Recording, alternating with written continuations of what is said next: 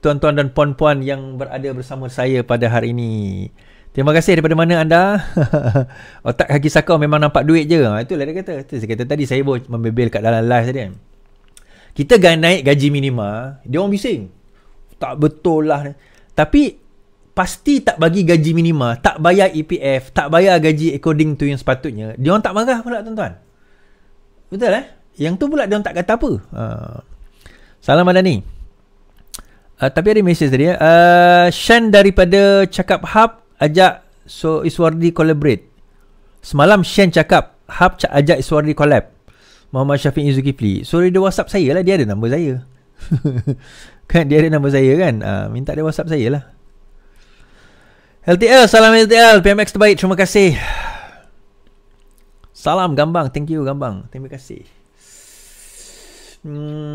Gaji sebegitu je untuk semua atau hanya majikan ada 5 orang staff ke bawah je ke? Cuba explain bro untuk semua orang yang ada 5 orang staff ke atas kan. 5 orang staff ke bawah tak ada, 5 orang staff ke atas.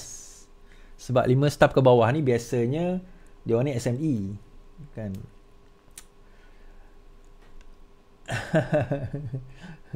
MMX is compulsive lying. Stop. Okay, that's your opinion. That's your opinion lah. I don't know lah dia apa benda dia lie kan. Sebab setahu saya, unless you can prove me otherwise, it's just your opinion lah. Mungkin bagi kau apa yang kau dengar semua bohong kan. Sebab bagi kau yang bohong kau anggap betul, yang betul kau anggap bohong. Dia macam tu lah. Biasalah tuan-tuan kan. Biasalah tu. Okay, pas belesit kepala dua.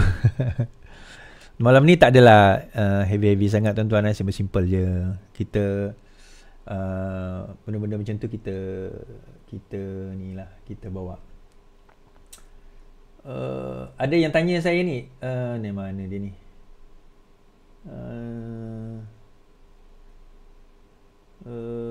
Pin. Penjara mana nak pergi? Saya tengok Sanusi pergi mana tuan-tuan? Saya mungkin pergi dengan Sanusi sekali, dengan Hadi Awang, Sanusi dan juga Muhyiddin Yassin lah. Tengoklah. Mungkin juga sekali dengan Wan Saiful Wanjan. 5 orang staf ke bawah diberi tempoh 3 bulan lepas Februari. Okay, ya, mungkin. InsyaAllah. Tak ada masalah. Mungkin lah. Mungkin. Saya pendetailan tu saya tak tengok sangat sebenarnya.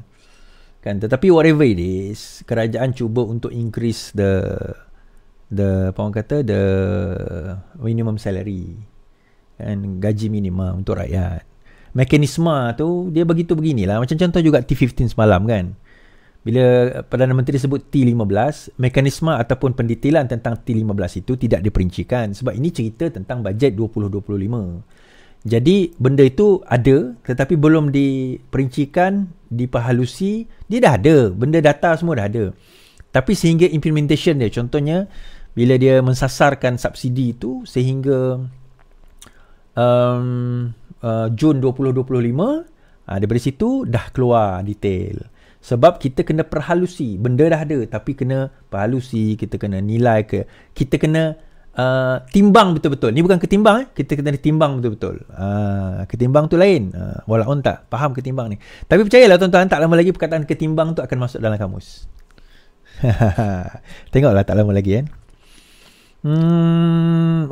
Amirul Mukmin Khalifah Islam akhir zaman. Oh, ini jenis konspirasi teori ya. Assalamualaikum saudara-saudari, tolong bagi ulasan mengenai Akta 342 yang bagi setengah rakyat ianya akta yang zalim yang tidak sepatutnya yang sepatutnya diluluskan zaman Tan Sri Muhyiddin Yassin. Saya ada saya ada satu sesi khas nanti dengan Kementerian Kesihatan. Saya akan cubalah dapatkan satu sesi khas dan dengan Kementerian Kesihatan untuk isu ini. Saya akan dapatkan pandangan daripada kedua-dua belah pihak. I try to get from both parties lah. Daripada yang against dengan yang pro. Bagi saya unfair kalau saya cakap seorang-seorang. Macam juga RUU Mufti Wilayah kan. Saya bagi komen saya tetapi saya ambil pandangan daripada orang yang tak setuju. Pandangan orang setuju orang setuju tu banyak platform dia. IKIM, JAKIM semua keluar dah. Platform Menteri Agama sebagainya. Tapi yang tu dah ada. Tapi pandangan orang tak setuju tak ada pula. Jadi kita kena ada seimbang lah. Pandangan yang setuju ni dah banyak. Buat apa saya nak panggil pandangan yang setuju? Dah ada. Banyak. So, ada pandangan yang tak setuju. So, saya buat pandangan orang yang tak setuju. Betul tak? Dan antara yang tak setuju adalah Menteri Mufti Mufti Perlis. Dan Mufti Perlis mengajak Menteri Agama untuk berdialog dalam isu RUU Mufti Wilayah ini.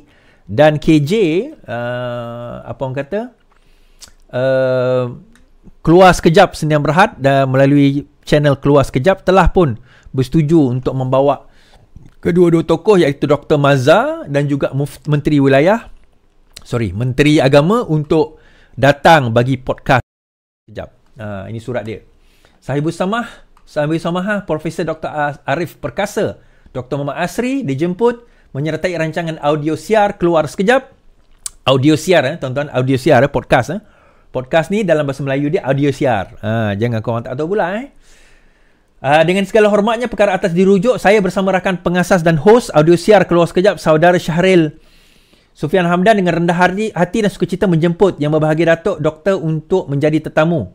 Rancangan itu bertujuan memberi platform yang komprehensif bagi membincangkan isu semasa, terutama berkaitan RUU Mufti Wilayah 2024 yang dijadualkan. Kami merancang dan menggandingkan Yang Berbahagia Datuk Doktor bersama Menteri di Jabatan Perdana Menteri, YB Senator Datuk Seri Setia Haji Muhammad Naim bin Haji Mokhtar dalam episod kali ini bagi memberikan perspektif yang lebih luas dan mendalam bukan sahaja dalam RUU tetapi juga isu-isu berkaitan Islam. Perbincangan ini diharapkan dapat mengkayakan lagi perbincangan melalui sudut pandang. Episod ini dijadual dirakam pada 8 malam 28 Oktober. Kami bersedia untuk menyesuaikan jadual mengikut kesesuaian Berbahagia Datuk Doktor. Sekiranya pihak Berbahagia Datuk Doktor memerlukan sebarang penjelasan, lanjut dan Thank you, Jimmy. Thank you, Jimmy FSN. So, KJ dah pun menjemput apa orang kata, Mufti Perlis untuk datang dalam program kali ini. Dan kita harap bahawa Menteri Agama kena beranilah datang kan. Menteri Agama kena berani datang. Menteri Agama kena berani mempertahankan apa orang kata, hujah-hujah mereka. Hujah yang dibawakan dan meleraikan persoalan yang dikemukakan oleh Sahibus Samahah Mufti Perlis, dan juga mungkin menyelesaikan persoalan yang berlegar-legar di kepala ramai juga apa orang kata, pengamal Islam di dalam negara kita, termasuk saya sendirilah, tentang persoalan tafsiran Ahli Sunnah wal Jamaah dan sebagainya. Sama juga dengan isu tadi tu, Akta 34 apa tadi? Saya ingatlah, akta tu berkenaan dengan KKM, Kementerian Kesihatan Malaysia, yang menyentuh tentang soal vaksin dan sebagainya. Of course akan ada yang tak bersetuju, akan ada yang bersetuju. So to be fair, kita kena lihat dalam semua aspek dan melihat hujah dalam semua hujah. Kita tak walak, tuan-tuan, membabi buta, mengkizir buta, kita kata. Kita bukan macam orang PAS kan.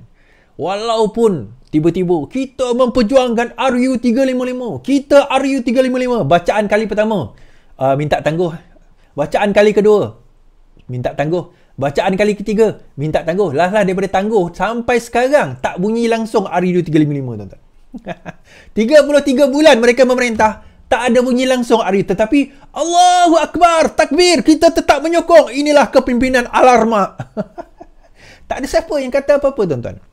Sama juga bila saya bising soal COVID hari itu, saya bising soal COVID, saya dibawa letak atas hasutan, macam-macam orang maki saya kan, kata derhaka sebagainya. Tetapi saya sebut tentang hak rakyat. Tetapi bila Sanusi sebut mempertikaikan keturunan dan kebijaksanaan Sultan Selangor, Walaun langsung tak mengatakan apa-apa, langsung tak mengutuk Sanusi. Pejuang-pejuang Islam ni terus senyap, pejuang-pejuang Melayu ni terus senyap, tak berbunyi, tuan-tuan. Kan? Macam ada yang tanya saya tadi, nak pergi ke penjara mana? Saya kata, mana Sanusi pergi? Saya pergilah. Kan saya akan menunggu Sanusi di sana nanti, jangan risau. Kita kata, jangan risau, insya-Allah saya menunggu Sanusi di sana. Masuk saya ke dalam, Sanusi akan menyusul, Hadi Awang akan menyusul, Muhyiddin Yassin akan menyusul. Jangan risau. Kami akan buat apa orang kata, sama-sama grup dalam penjara. Semua di bawah akta hasutan, semua kerana apa orang kata berkaitan dengan majlis, berkaitan dengan raja. Bukan kita nak mempertikaikan raja tersebut. Saya tak pernah mempertikaikan raja. Tetapi kata-kata Sanusi itu, yang itu memang mempertikaikan Sultan Selangor. Yang itu mempertikaikan raja. Tak ada siapa yang kata macam tu.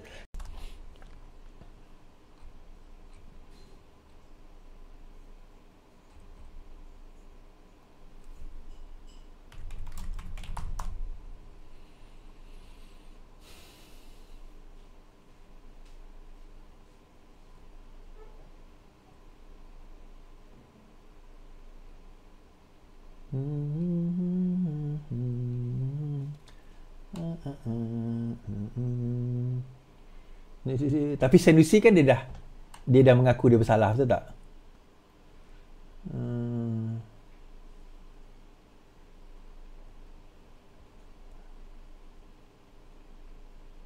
Ni apa? Terkenal sebagai tu.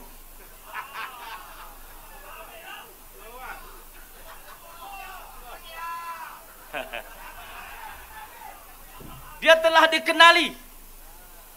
Dia suka dia rasa nak untung dia. Dia akan guna titah diraja ni habis-habisan walaupun orang lain tak dengar. Hak dimaki duk jadi satu kerjaan. Elok.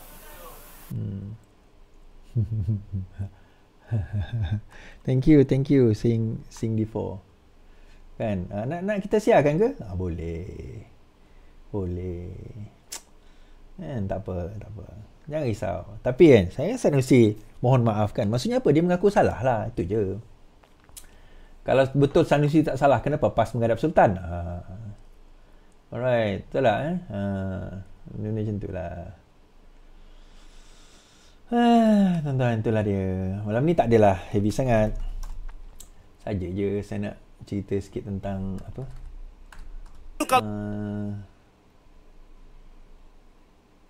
Tuan-tuan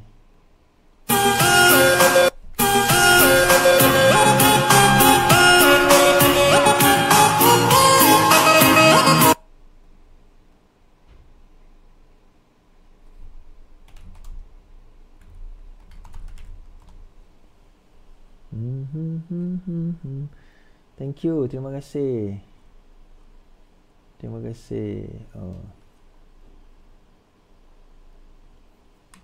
Sultan hebat macam tu tak akan pilih Menteri Besar Cokir macam Amir tu. Bismillahirrahmanirrahim. Sultan hebat macam tu tak akan pilih Menteri Besar Cokir macam Amir tu. Itu bawa sikit. Kan, saya tak bawa semua. Saja. Kita punya live, tuan-tuan. Relax, janganlah panas. Panas ya? Okay. Alright, kita mulakan Thank you. Saja je, saya tunggu. Okay, group launches online petition demanding justice for deaf driver. Deaf Advocacy and Wellbeing National Organisation, DAWN, has launched an online petition demanding justice for driver Ong In Keong, who was allegedly assaulted by a police officer on May 28th while escorting a member of Johor Royalty. The group demanded immediate prosecution against the officer implicated and an independent inquiry into the alleged mishandling of the case. It is also urged that the Attorney General and the Prime Minister to give a clear explanation for the lack of action over the case. It is also called for the legal rights of people with disabilities to be safeguarded, especially in facing systematic barriers to accessing justice. Ong's case is not only a fight for individual justice, but also a critical moment in addressing systematic challenges faced by deaf persons, disability community, and other vulnerable communities in accessing justice in Malaysia. We urge individuals and organizations worldwide to endorse this petition and bring attention to this crucial case. The petition was published on website change.org at about 5 p.m. today. According to the website's metadata, it has just crossed 200 milestone at 7 p.m. So kita boleh tengok dekat change.org. Justice sekarang ini sudah mencapai 805 signature dan saya sendiri bersetuju untuk sign petition ini. Saya harap tuan-tuan pun pergi ke petition change.org dan sign petition tersebut. Dia macam ni lah. When we talk about justice, sepatutnya justice ni justice ni bukan kita kena bukan setakat kita kena melakukan keadilan. Kita kena dilihat juga kita sebagai orang yang adil. Itu perkara yang paling penting sebenarnya.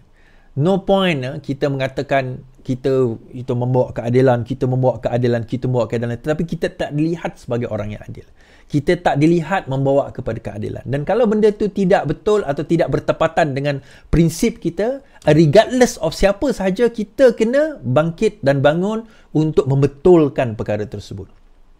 Kadang-kadang yang kita bangkit dan betulkan tu bukan bermaksudnya kita ni tak bersetuju dengan keseluruhan